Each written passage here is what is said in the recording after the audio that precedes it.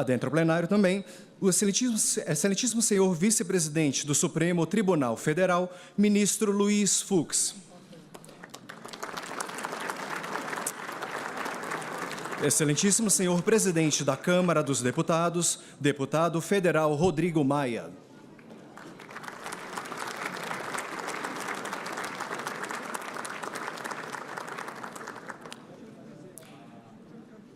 Excelentíssimo senhor presidente do Senado Federal, senador Eunício Oliveira.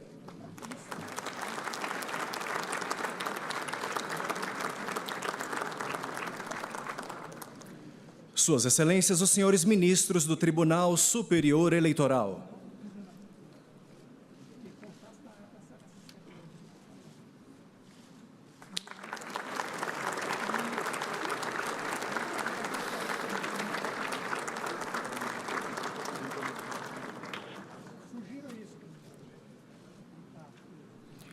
Sua Excelência, a senhora Procuradora-Geral Eleitoral, doutora Raquel Dodge.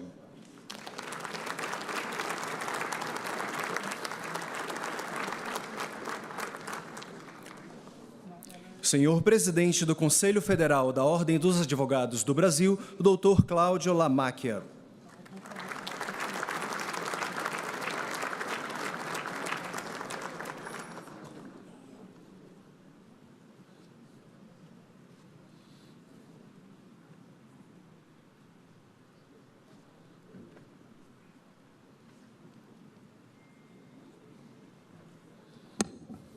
Uma boa tarde a todos. Obrigada. Podemos sentar.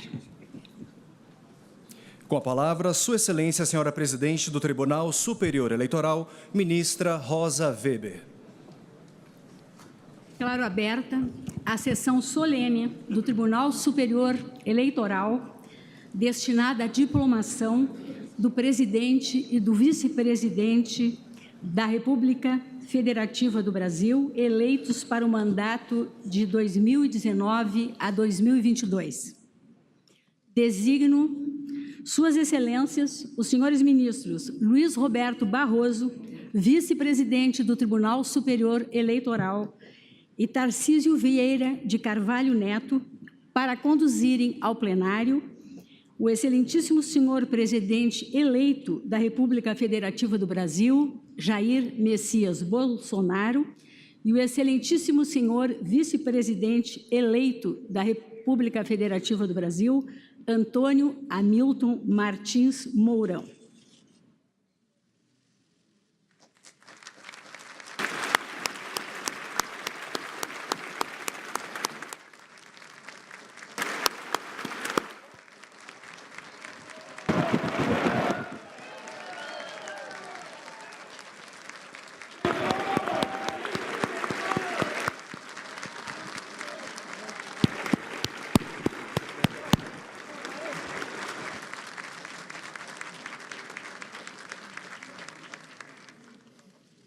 Convido os presentes para, em posição de respeito, celebrarmos o hino nacional executado pela Banda de Música dos Fuzileiros Navais de Brasília, regida pelo suboficial músico Lúcio Pinheiro Morgado.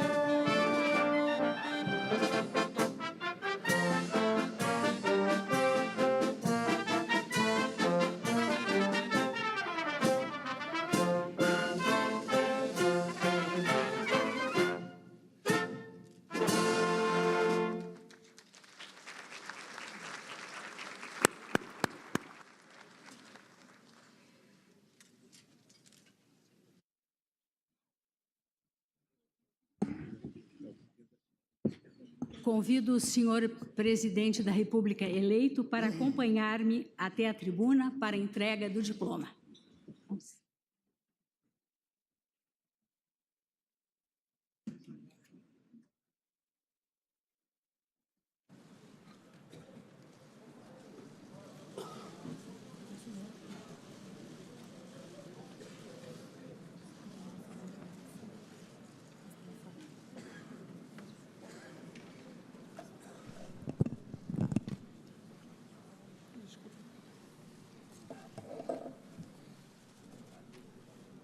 Procedo à leitura do inteiro teor do diploma para conhecimento geral.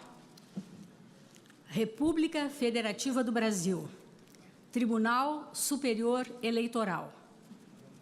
Pela vontade do povo brasileiro expressa nas urnas em 28 de outubro de 2018, Jair Messias Bolsonaro, candidato pela coligação Brasil acima de tudo, Deus acima de todos, PSL-PRTB, foi eleito presidente da República Federativa do Brasil.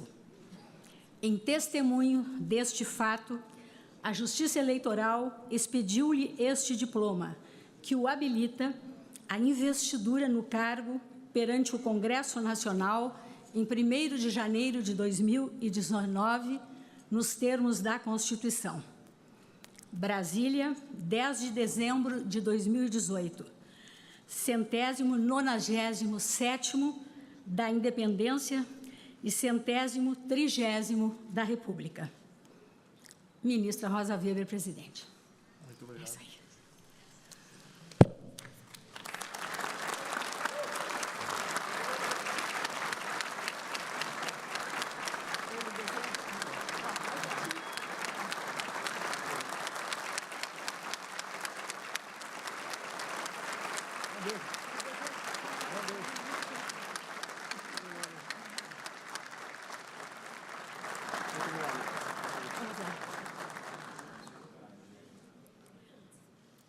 Presidente, volta a cadeira. De idêntica forma, convido o excelentíssimo senhor vice-presidente eleito, Antônio Hamilton Martins Mourão, a dirigir-se a essa tribuna para a entrega do diploma.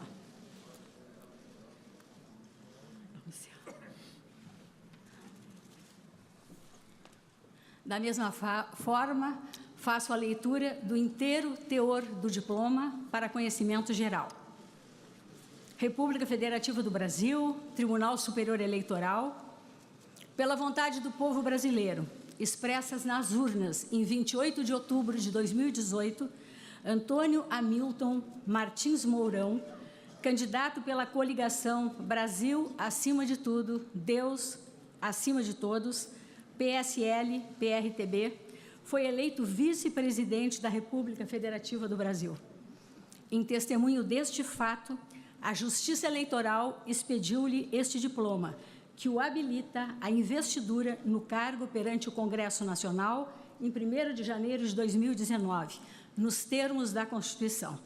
Brasília, 10 de dezembro de 2018, 197º da Independência e 130º da República. Ministra Rosa Weber, presidente. Cumprimentos. Muito feliz. Muito feliz.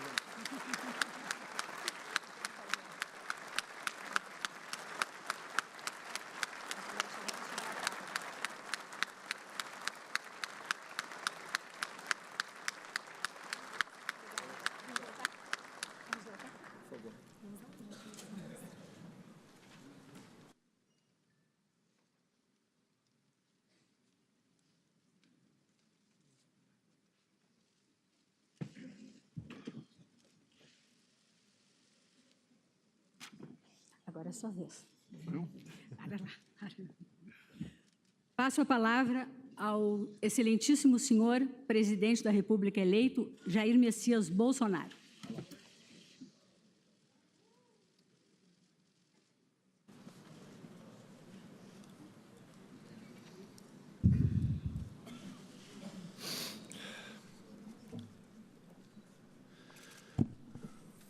Senhora ministra Rosa Weber, presidente do Tribunal Superior Eleitoral, por intermédio de quem cumprimento os ministros do Tribunal Superior Eleitoral.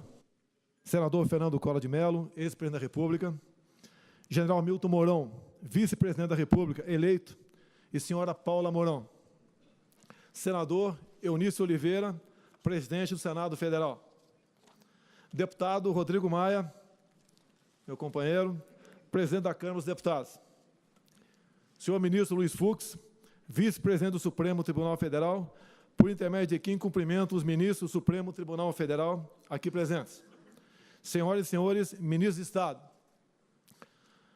comandantes de força, almirante de esquadra, Leal Ferreira, comandante da Marinha, general de Exército Vilas Boas, comandante do Exército, tenente brigadeiro do ar, Nivaldo Rossato, comandante da Aeronáutica, senhora Raquel Dodge, Procuradora-Geral da República e Procuradora-Geral Eleitoral. Senhoras e senhores parlamentares, senhoras e senhores presidentes de tribunais superiores, senhor Cláudio Lamacha, presidente do Conselho da Ordem dos Advogados do Brasil. Também agradeço a minha esposa, Michele, meus filhos e minha filha, que representam toda a família. Senhoras e senhores,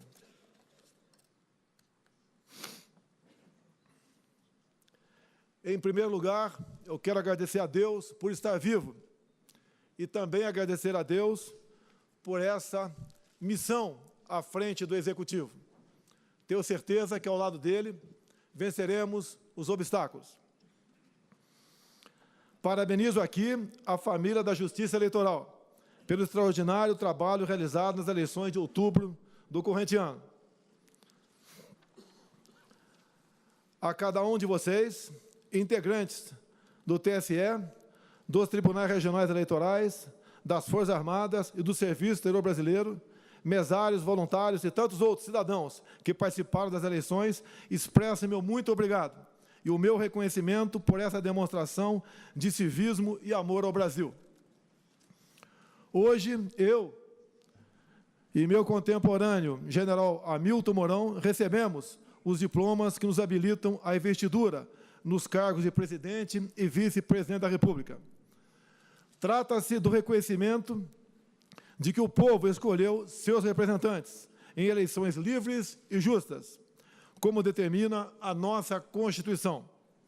Não poderia estar mais honrado com a confiança demonstrada pelo povo brasileiro.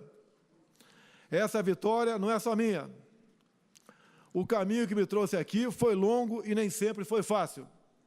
Durante a minha vida pública, como militar, vereador e deputado federal, sempre me pautei pela defesa dos valores da família, pelos interesses do Brasil e pela soberania nacional. Orientei a plataforma da minha campanha à Presidente da República pela defesa desses valores. A todos aqueles que me apoiaram e que confiaram em minha capacidade de lutar em favor do Brasil, o meu muito obrigado. Agradeço com carinho a minha família, a minha mãe Olinda, ainda viva, com 91 anos de idade, minha esposa Michele, meus filhos Flávio, Carlos, Eduardo, Renan e a minha querida filha Laura. Nada disso teria sido possível sem o amor e o apoio incondicional de vocês. Agradeço também a todos que acreditaram e que estiveram comigo desde o início da minha trajetória, nos momentos felizes, mas, sobretudo, nos momentos difíceis. Essa vitória é de todos nós. Agradeço muito especialmente aos mais de 57 milhões de brasileiros que honraram com o seu voto. Aos que não me apoiaram, peço sua confiança para construirmos juntos um futuro melhor para o nosso país. A partir de 1º de janeiro, serei o presidente dos 210 milhões de brasileiros. Governarei em benefício de todos, sem distinção de origem social, raça, sexo, cor, idade ou religião. Com humildade, coragem e perseverança e tendo fé em Deus para iluminar minhas decisões, me dedicarei dia e noite ao objetivo que nos une: a construção de um Brasil próspero, justo, seguro e que ocupe o lugar que lhe cabe entre as grandes nações do mundo. Esse é o nosso norte. Esse é o nosso compromisso. Senhoras e senhores, somos uma das maiores democracias do mundo. 120 milhões de brasileiros compareceram às urnas de forma pacífica e ordeira.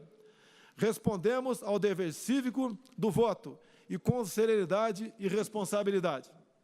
Nós, brasileiros, devemos nos orgulhar dessa conquista. Em um momento de profundas incertezas, em várias partes do globo, somos um exemplo de que a transformação pelo voto popular é possível. Esse processo é irreversível. Nosso compromisso com a soberania do voto popular é inquebrantável. Senhoras e senhores, os desejos de mudança foram expressos de forma clara nas eleições.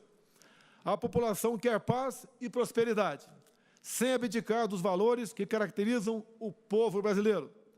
Nossa gente é trabalhadora, constituída por homens e mulheres, por mães e pais, que criam seus filhos com suor e dedicação, tendo todos a esperança de uma vida digna. Gente que não mede esforços para obter o sustento de seus familiares. Gente que precisa de um governo que garanta condições adequadas para desenvolver seu potencial com liberdade e criatividade. A construção de uma nação mais justa e desenvolvida requer uma ruptura com práticas que historicamente retardaram o nosso progresso. Não mais a corrupção, não mais a violência, não mais as mentiras, não mais manipulação ideológica, não mais submissão do nosso destino a interesses alheios, não mais mediocridade complacente em detrimento do nosso desenvolvimento. Todos conhecemos a pauta histórica de reivindicações da população brasileira: segurança pública e combate ao crime, igualdade de oportunidade com respeito ao mérito e ao esforço individual. Todos sabemos disso, mas ainda não conseguimos oferecer à população o que lhe cabe, por dever do Estado. Sempre no marco da Constituição Federal, nosso dever é transformar esses anseios em realidade. Nossa obrigação é oferecer um Estado eficiente que faça valer a pena os impostos pagos pelo contribuinte. Nossa obrigação é garantir que os brasileiros regressem a seus lares em segurança após um dia de trabalho. Nosso dever é oferecer condições para que o empreendedor crie empregos e gere renda ao trabalhador. Tenho plena consciência dos desafios que se colocam diante de nós. Sem subestimá-los, trabalharei com afinco para que, daqui a 4 anos, possamos olhar para trás, com orgulho, pelo caminho trilhado, em benefício do nosso amado Brasil. Senhoras e senhores, vivenciamos um novo tempo. As eleições de outubro revelaram uma realidade distinta das práticas do passado. O poder popular não precisa mais de intermediação. As novas tecnologias permitiram uma relação direta entre o eleitor e seus representantes. Nesse novo ambiente, a crença na liberdade é a melhor garantia de respeito aos altos ideais que balizam nossa Constituição. Diferenças são inerentes a uma sociedade múltipla e complexa como a nossa, mas jamais devemos nos afastar dos ideais que nos unem: o amor à pátria e o compromisso com a construção de um presente de paz e de futuro mais próximo. Senhora ministra Rosa Weber, senhores ministros do TSE, senhoras e senhores, que esse trabalho coletivo que garantiu a legitimidade do processo eleitoral seja um exemplo da união em prol do Brasil. Com o apoio e o engajamento de todos, vamos resgatar o orgulho de ser brasileiro. Vamos resgatar o orgulho pelas cores da nossa bandeira e pela força do nosso hino, porque temos a certeza de que este país tem como destino a prosperidade e a paz. O Brasil deve estar acima de tudo. Que Deus abençoe o nosso país e a todos nós brasileiros. Meu muito obrigado a todos.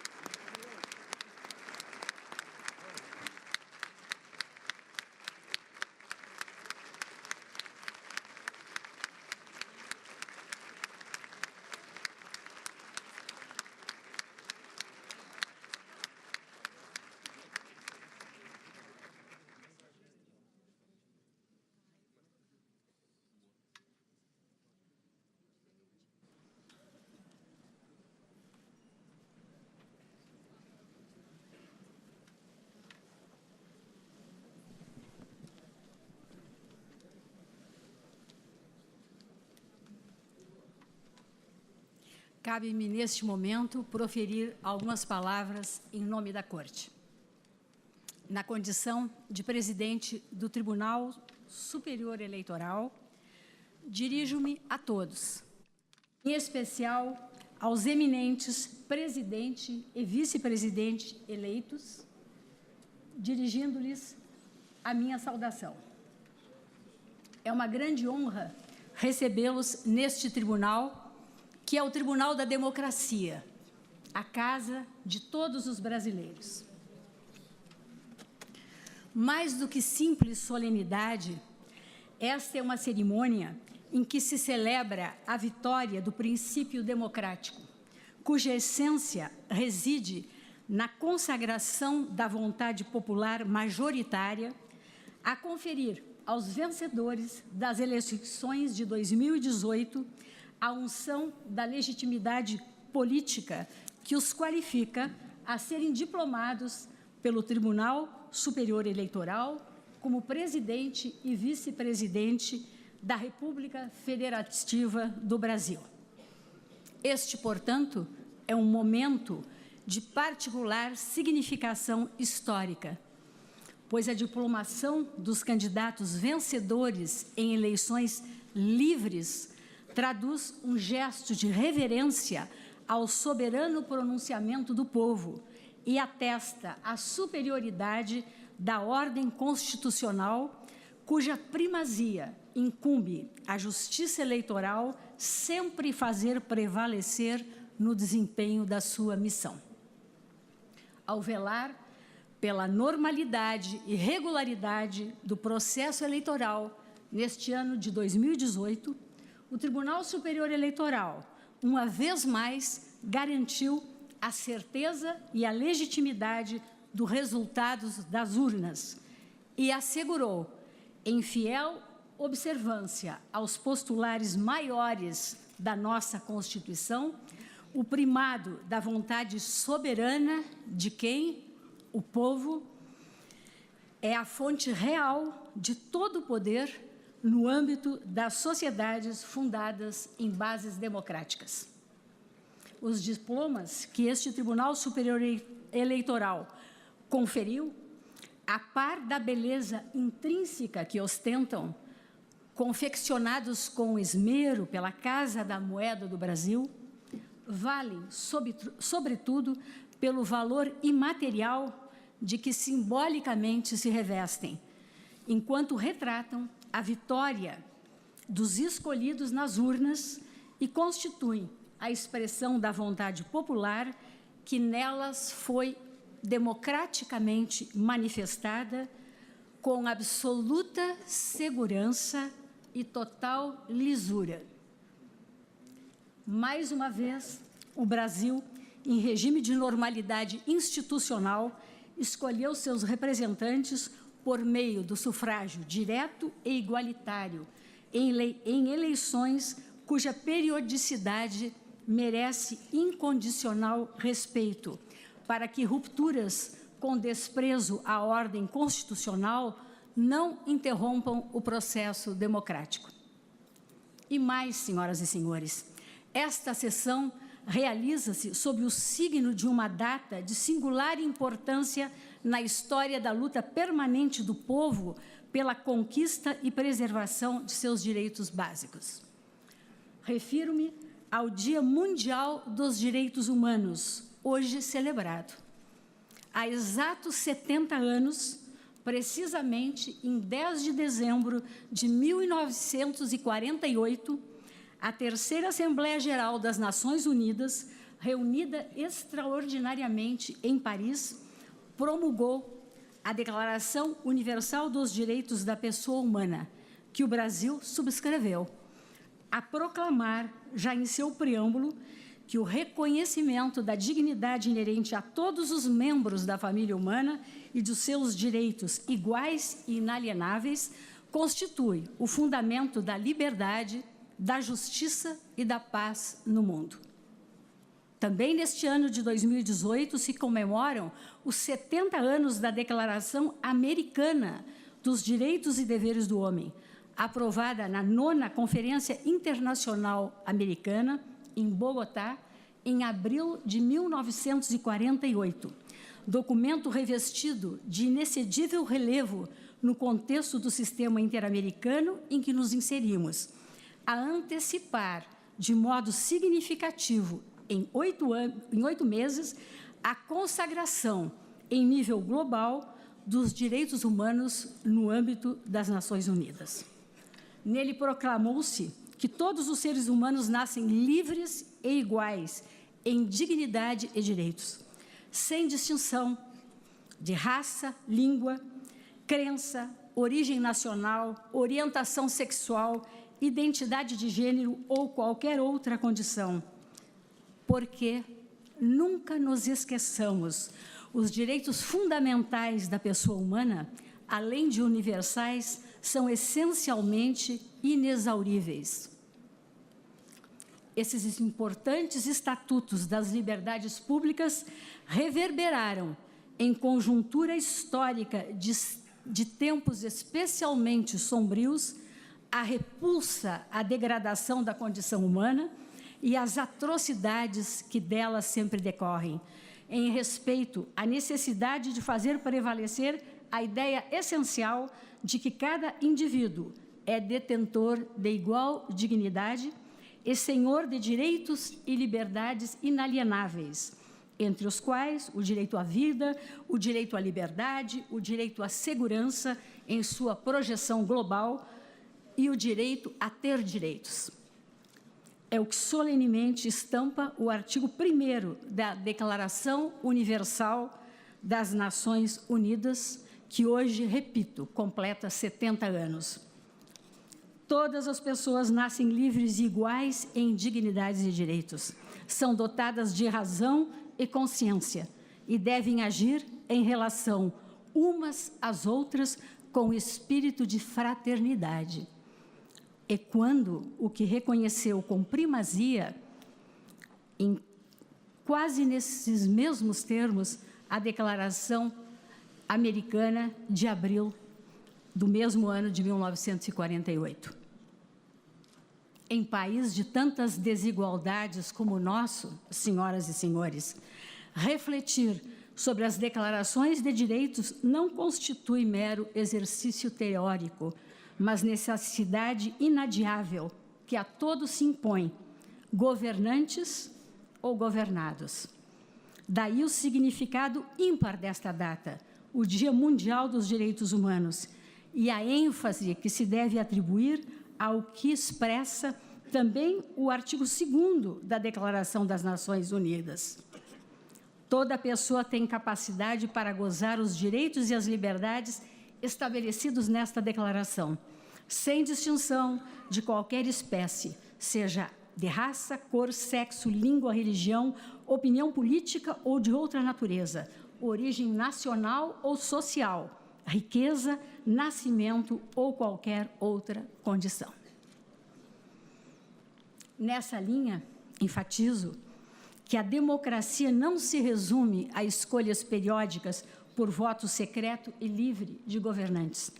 Democracia é também exercício constante de diálogo e de tolerância, de mútua compreensão das diferenças, de sopesamento pacífico de ideias distintas, até mesmo antagônicas, sem que a vontade da maioria, cuja legitimidade não se contesta, busque suprimir ou abafar a opinião dos grupos minoritários, muito menos tolher ou comprometer-lhes os direitos constitucionalmente assegurados.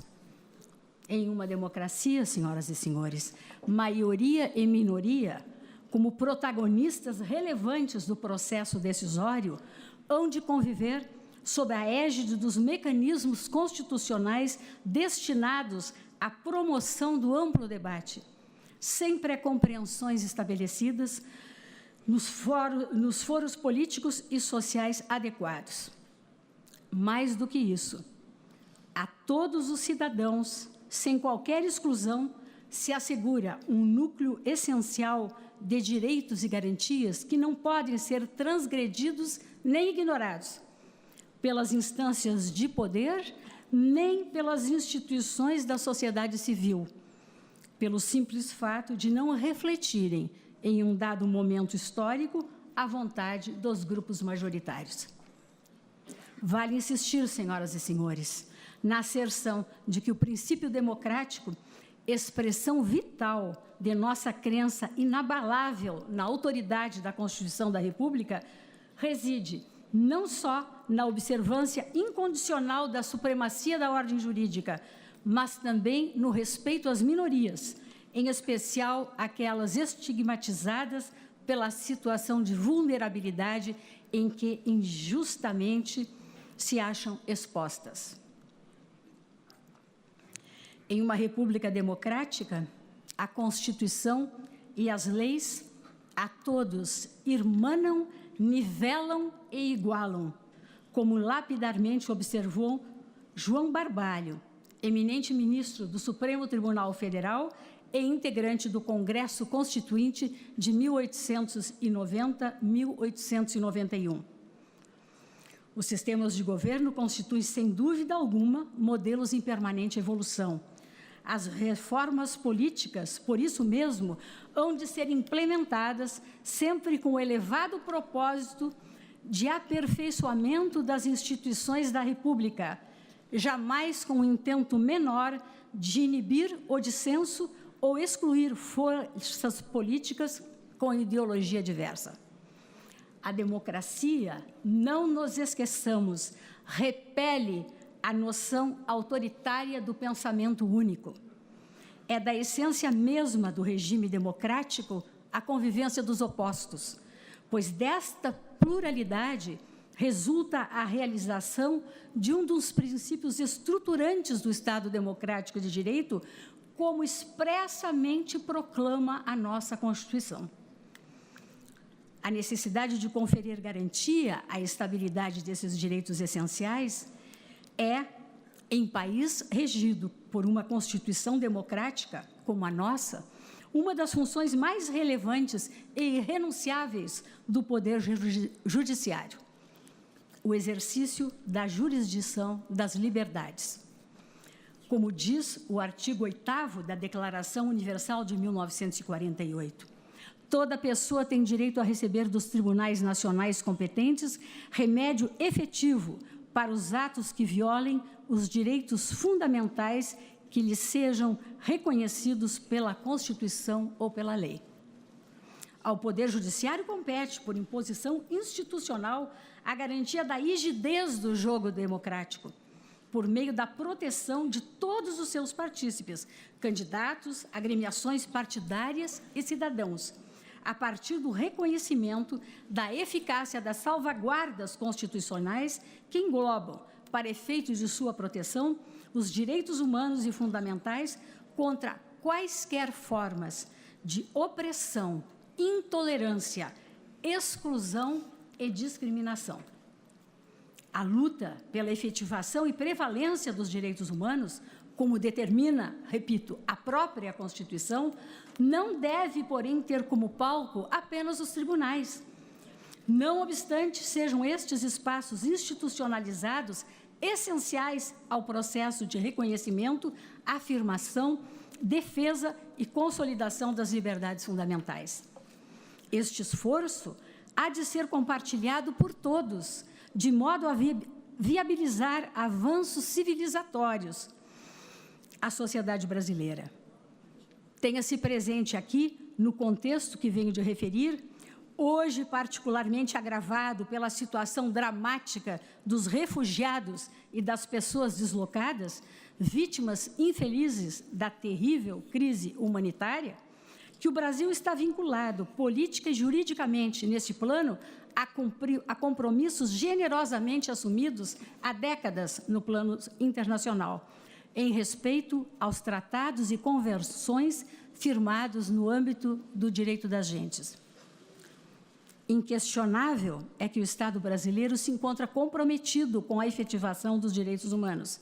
Isto resulta claro, não só dos deveres assumidos perante a comunidade internacional, mas, sobretudo, pelo que a própria Constituição, que vem de completar 30 anos, determina. Por isso, senhor presidente eleito, de inegável relevo o compromisso de Vossa Excelência, reafirmado nesta casa, quando aqui esteve em visita, de que o respeito incondicional pela supremacia da Constituição será o norte do governo de Vossa Excelência, pois, em suas próprias palavras, a Constituição é o norte da democracia. Recebam mais uma vez, eminente presidente eleito Jair Messias Bolsonaro e eminente vice-presidente eleito Antônio Hamilton Martins Mourão, os meus mais sinceros cumprimentos. Desejo-lhes êxito e muita, muita felicidade. Muito obrigada.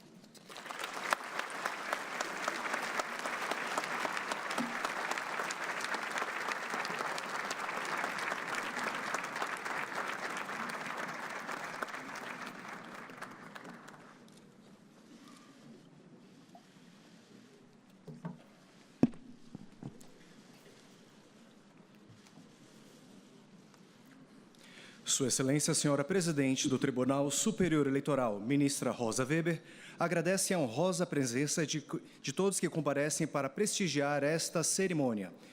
Excelentíssimo Senhor Vice-Presidente do Supremo Tribunal Federal, Ministro Luiz Fux. Excelentíssimo Senhor Presidente eleito da República, Jair Bolsonaro. Excelentíssimo Senhor Vice-Presidente eleito da República, Hamilton Mourão. Excelentíssimo Senhor Presidente da Câmara dos Deputados, Deputado Federal Rodrigo Maia, na pessoa de quem são cumprimentados os membros do Poder Legislativo.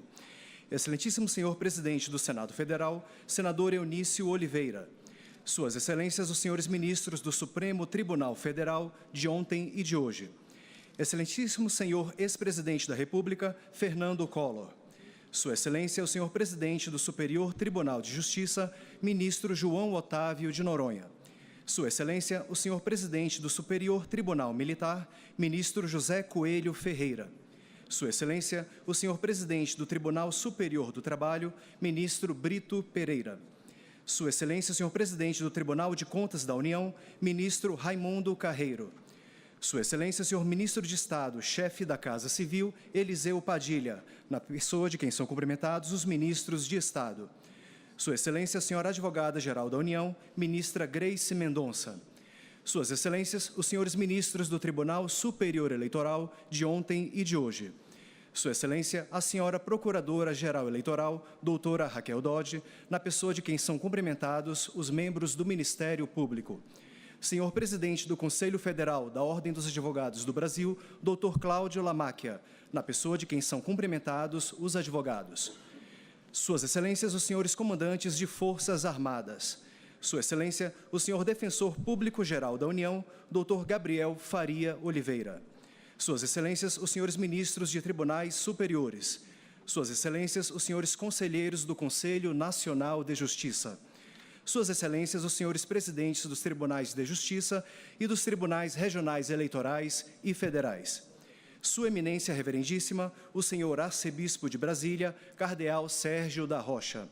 Senhores presidentes de partidos políticos, senhores presidentes de associações de classe, eminentes autoridades civis, militares e religiosas, senhores jornalistas, senhores familiares dos eminentes diplomados, senhores servidores, colaboradores e voluntários da Justiça Eleitoral Brasileira, senhoras e senhores. Cumprida a finalidade para a qual se deu este ato, declaro encerrada esta sessão solene, renovando meus cumprimentos e agradecendo a presença de todos.